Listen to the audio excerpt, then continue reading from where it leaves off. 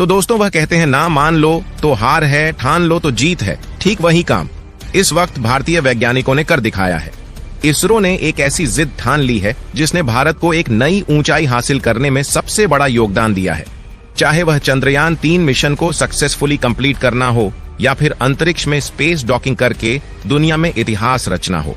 लेकिन दोस्तों भारतीय वैज्ञानिकों ने अब इन सभी से भी बड़ा कारनामा करने का प्रण ठान लिया है, जिसे आज तक दुनिया के बड़े सुपर पावर यानी कि ना ही तो अमेरिका, ना ही चीन और ना ही रूस जैसे देश कर पाए हैं। दोस्तों भारतीय वैज्ञानिक एक ऐसी रॉकेट बनाने जा रही है जिसकी ऊंचाई 5 मंजिल, 10 मंजिल या फिर 20 मंजिल नहीं बल्कि 30 मंजिल होने वाली है।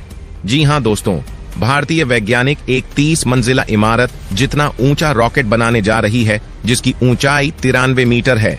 और दोस्तों यकीन मानिए इस खबर के सामने आते ही चीन और रूस ही नहीं बल्कि अमेरिका के भी पसीने छूटने लगे हैं, क्योंकि अब तक जितने भी विशालकाय सैटेलाइट अंतरिक्ष में भेजी जाती थी उसे अमेरिका के फाल्कन हैवी रॉकेट द्वारा ही स्पेस में पहुंचाया जाता था। और हाल ही में भारत की भी एक विशालकाय सैटेलाइट को भेजने के लिए इसी रॉकेट का इस्तेमाल किया गया था, क्योंकि यह इतना ज्यादा हैवी था कि इसे भारतीय रॉकेट द्वारा नहीं भेजी जा सकती थी। दोस्तों अमेरिका का यह फाल्कन रॉकेट की लंबाई 70 मीटर है।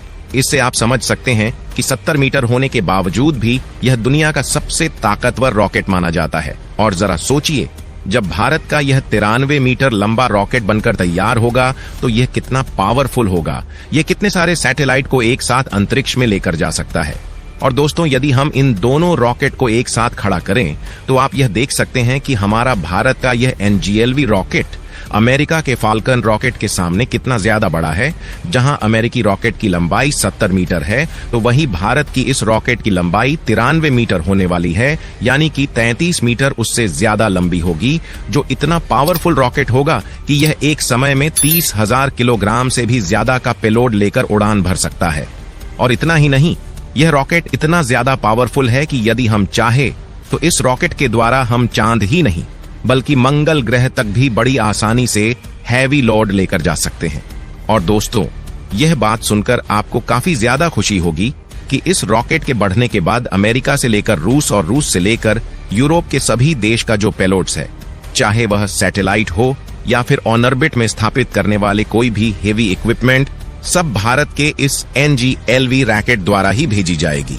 और दोस्तों यदि आपको लग रहा होगा कि यह तो सरकारी काम है तो इसमें 20 साल या 25 साल भी लग जाएंगे, तो आपको बता दें ऐसा बिल्कुल नहीं है, क्योंकि भारत के बाकी सरकारी कामों में भले ही देरी हो जाए लेकिन भारत के वैज्ञानिक इतनी दृढ़ संकल्प है और मेहनती है कि आज उनका बोलबाला पूरा दुनिया में हो रहा है।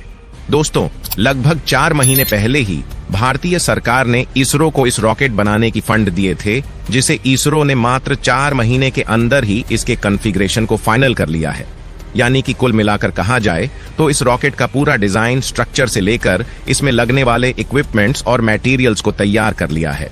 और दोस्तों इसरो ने यह दावा किया है कि आने वाले कुछ ही महीनों में वह इसकी टेक्नोलॉजी को भी तैयार कर लेंगे।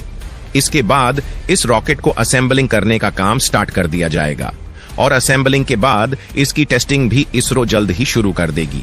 और इसरो की सबसे खास बात यह है कि उन्होंने यह अनाउंसमेंट किया है कि इस प्रोजेक्ट से रिलेटेड जानकारियां टाइम टू टाइम भारत की जनता को अपडेट होती रहेगी। दोस्तों कुछ लोग सोच रहे होंगे कि क्या यह रॉकेट चीन के भी रॉकेट से बड़ा होगा, तो आपको बता दें कि भारत के इस रॉकेट ने अमेरिका जैसे देश के फाल्कन को कहीं का नहीं छोड़ा है।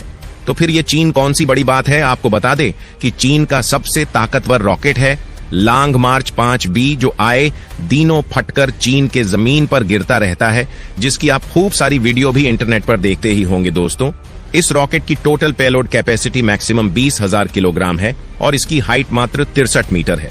जिसे हम भारत के NGLV से कंपेयर करें तो हमारा NGLV रॉकेट की लंबाई 93 मीटर है, यानी कि चीन के रॉकेट से लगभग 35% ज्यादा लंबा है। और तो और इसकी टोटल पेलोड कैपेसिटी भी 30,000 किलोग्राम है। दोस्तों इस रॉकेट का पूरा नाम न्यू जनरेशन लॉन्च व्हीकल है, जिसे हम लोग शॉर्ट में NGLV कहते हैं। बाकी दोस्तों आपका क्या राय है, क्या भारत का यह मिशन सफल हो पाएगा? क्या इसरो एक नया इतिहास रचने में कामयाब हो पाएगी? आप अपना राय हमें कमेंट में जरूर बताइएगा। और अब तक वीडियो को लाइक नहीं किया है तो वीडियो को एक लाइक करके चैनल को सब्सक्राइब जरूर कीजिएगा और अपने दोस्तों के पास शेयर करना बिल्कुल मत भूलिएगा, क्योंकि ऐसे ही नॉलेज वीडियो हम आपके लिए लाते रहेंगे। वंदे मातरम, जय श्री राम।